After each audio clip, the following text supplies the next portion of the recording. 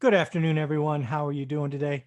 So I created a presentation based on an article I found on CNBC. And yes, you have caught Jimbo on this interview. He's fussing a little bit. So I'm going to try to hold him in my lap and get through this. If you hear him whine a little bit, I apologize. But this video is about 10 success habits of self-made millionaires. Again, these are individuals that came up from nothing, much like myself, and now they're in their 40s, maybe their 50s, and they are multi-millionaires. This particular article highlighted that their average net worth is between $5 and $6 million. So what I did is I summarized it, and what I'm going to do is give my little color, my little tweak on how I used one rental at a time to become a multi-millionaire. So let's bring it up. Let's talk about it. Love to hear what you think your favorite one is. And of course, if anything is missing. So first and foremost, I certainly want to give credit where credit is due. This video is based on an article written by Elizabeth Gravier. You can find it on CNBC, November 18th, 2020. It's based on some article published by Certified Financial Planner, CFP, Farron Doug's, I think I'm going to call that. Again, these are the 10 habits of self-made millionaires. 1, they avoid debt.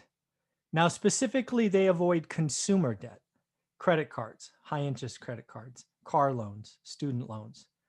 They may charge things, but they pay off their credit cards every month. I thought this picture on the right is a great example. And of course, remember, consumer debt in general is something that can increase your time in the rat race. This is something that I didn't appreciate until I was over 30, and something I'm hoping the next generation picks up on. Consumer debt that you have to pay monthly, that collects interest monthly, bad. Next, they buy cars, don't lease them, and they keep them for a long time. This one here is important, right? You hear a lot of people in the real estate business, they create their LLCs and they start leasing vehicles. They say things like, I deserve it. Well, then you have a lease payment every month. You've expanded your monthly expenses, and you continue to do that. You get a lease for 2 years or 3 years, and you just keep rolling forward. Insurance is higher on newer cars, gasoline, repairs, all of those things. Because again, it's not only that they buy the cars, but they keep them for a long, long time. Talked about an average of 10 years to keep their cars, which is quite a long time. They all have an emergency fund, sometimes called a rainy day fund.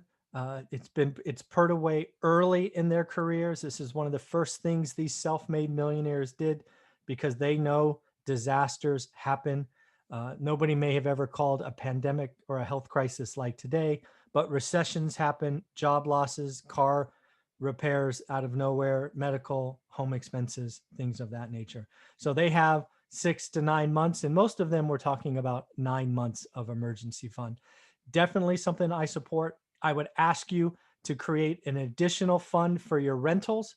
If you're going to have rentals today, it's always good to have at least 6 months of mortgage payments tucked aside somewhere, just in case. You don't have to do that for all of your rentals, but when you get the first one and maybe the second one, let's just keep a little bit of reserve on the side to make sure you're okay. Here's a big one, and this is really something I didn't appreciate in my 20s, and that is they aim to save 20% of their income. That's amazing, right? I was spending 100% of my income. I have since learned it's not how much you make, it's how much you keep. I personally know people that make 7 figures a year and are broke. They're stretching pennies, they're clipping coupons. It's embarrassing to look at their W-2 and their tax returns and to look how much they painted themselves into a corner. Not good. Do yourself a favor, live on less, save, earn, save, invest. Don't earn, spend, and pray. This again is something I've learned from the cash flow game. The more you make doesn't make it easier. In fact, I have learned the more you make, the harder it is to get out of the rat race. They take advantage of whatever their company gives them. And this is a big one for me, 401k match. I am not a big stock guy if you've been following this channel for any length of time, but even I put into my 401ks exactly what my companies matched. If they matched 3%, I put in 3%. They matched a certain dollar amount, I put in that dollar amount.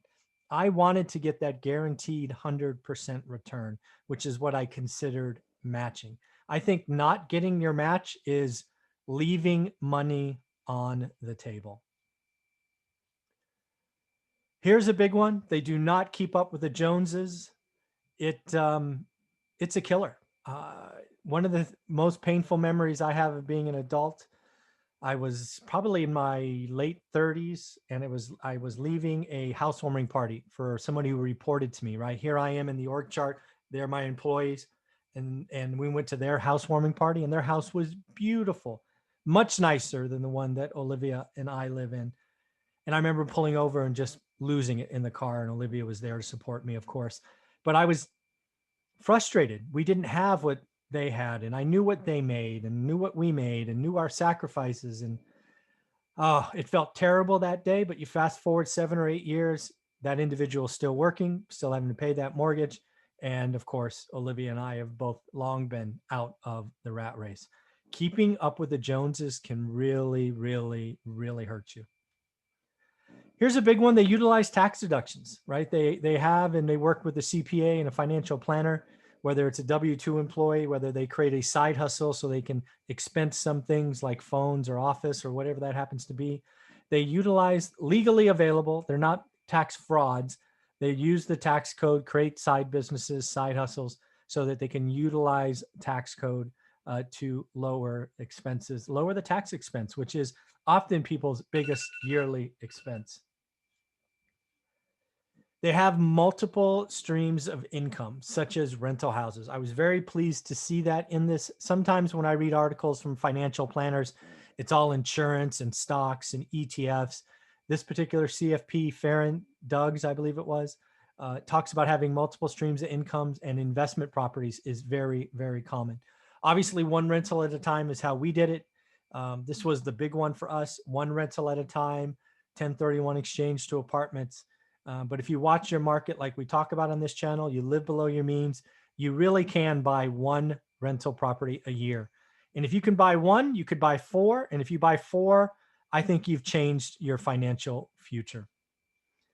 They do save for their kids' college. This was something that was important for us. We actually dedicated a rental property to that when we bought it early. And sure enough, it paid for Teresa's education, which was not cheap. But again, having college savings put away early, it's important. College, for some is the ticket to that career. For others, frankly, we're seeing today is a waste of time. But again, they go early, they put the money away, and if the kid wants it, it's there. They don't have to get loans and things of that nature. And they seek advice from others. I call this networking. This one here, seek advice. This was really the certified financial planner, CFP, going, hey, call me, I want to help you.